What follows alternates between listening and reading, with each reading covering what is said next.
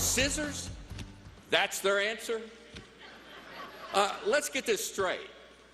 To protect our children at school, we recommend a trained professional with a gun. They recommend scissors. And they say we're crazy? I mean...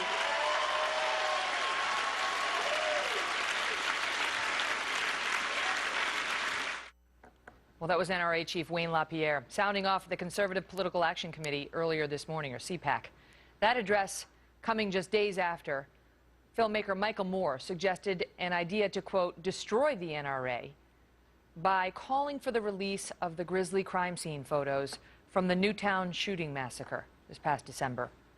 In a posting on his blog, the filmmaker said that showing those grim photos would shock the world into action. But today we are getting new reaction to that call. Some of the Newtown families are livid with Michael Moore, calling him off base, and they want him to stay out of it. Dory Carol Ann, who's co-president of the Newtown Parent Connection, telling FoxNews.com, quote, for the families in the community, we just want to get back to a normal life. And that would be a horrendous offense to the families. There is no need for any of that. And that's not all. Other parents are reacting as well. Joining me now, Alan Colmes, who's host of the Alan Colmes radio show, and Lars Larson is back with us. He's a syndicated radio host with Compass Media Networks, and he is at CPAC, where Wayne LaPierre spoke earlier.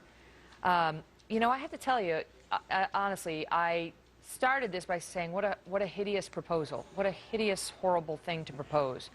But to be honest, when you read Michael Moore's piece, he gives you something to think about, because his point is, when you actually see the carnage that was unleashed in Newtown, it will be less easy to move on from it. It will make you have to deal with it in a way that makes you confront the reality of a madman, yes, of what a gun can do, yes. Now, we'll have the fair and balanced debate about whether that means you then pass gun control legislation.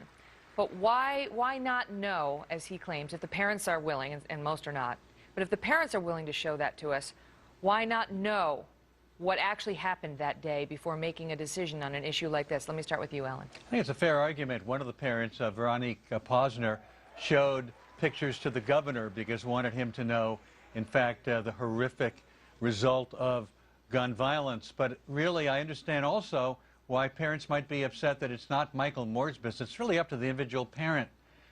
Similarly, you know, the idea that you're going to show shocking photos or shocking images is going to change the other side's views. For example, showing pictures of fetuses has not stopped the pro-choice movement. So I don't know that it's going to, blast a hole in the NRA, so to speak, and end the NRA's efforts or even have any effect on those who are pro-gun. Well, and I don't mean to in any way say his proposal that someone should just leak these photos of these dead children, I mean, against the parents' wishes is valid. I mean, that can't even be considered. You just can't, right. If a parent doesn't want that, you just cannot inflict any more damage or pain on those parents. You just cannot do it and call yourself a human being.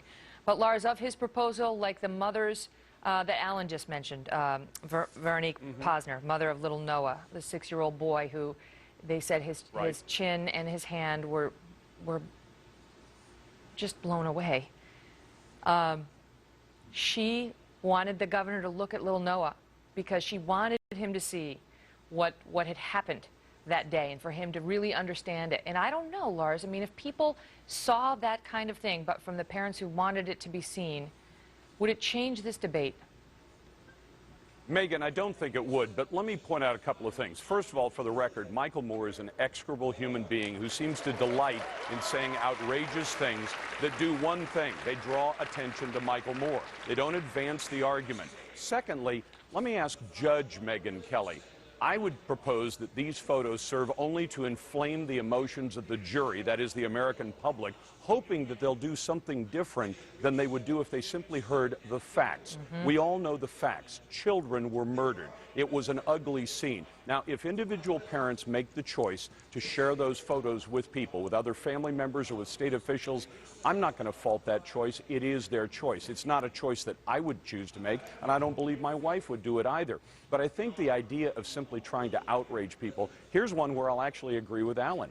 It would serve the same purpose as showing pictures of aborted fetuses, but it doesn't change the discussion about how we solve this problem. Well, you raise a good point. It does draw attention to Michael Moore. You raise a good point, because in a court of law, something like this would probably not be, well, it depends on the case, but something that is considered too prejudicial would not be allowed into evidence, because you don't want a jury making its decision based on emotion. You know, you want them making the decision based on fact, the law, the evidence presented to them. And so he is trying to get people to the emotional point, Alan, where they would have no choice other than to say, I don't care what it is. I don't care what it is. You know, your first mental health lockup, throw away the key. Every gun that's out on the street, banned. I mean, to get people to that point. It's not going to happen that way. But we've already been horrified enough by what we've seen about Newtown and what happened after Columbine and the number of other such incidents that have happened. The nation is in shock enough about the fact that these horrific events take place. Waving in people's faces, horrible images only offend. Again, it's up to the individual parent. I would take nothing away from any parent who made any decision based on how they wanted their child to be portrayed. And the other thing is, I want to ask you about... Yeah, go ahead, Lars. Yes. Sure. No, I was just going to say the emotional reaction to this is the wrong one. For example, what the focus is rifles, and we all know that the #1 murder weapon in America is not rifles. Let me ask you about that. It's a tiny minority of cases. I want to ask you about that, because in Michael Moore's piece, he talks about how, this is a quote, the 6- and 7-year-old children killed at Sandy Hook Elementary School were each hit up to 11 times by a Bushmaster AR-15 semi-automatic rifle. Now, I don't know that that is correct, Lars. We're being told that it was a Bushmaster rifle, but that the shotgun he brought was left in the car. I'm not sure exactly how that resolves. We're getting a lot of email from people saying it wasn't an AR-15. There's a dispute over that, but Megyn, here's what I'd point out.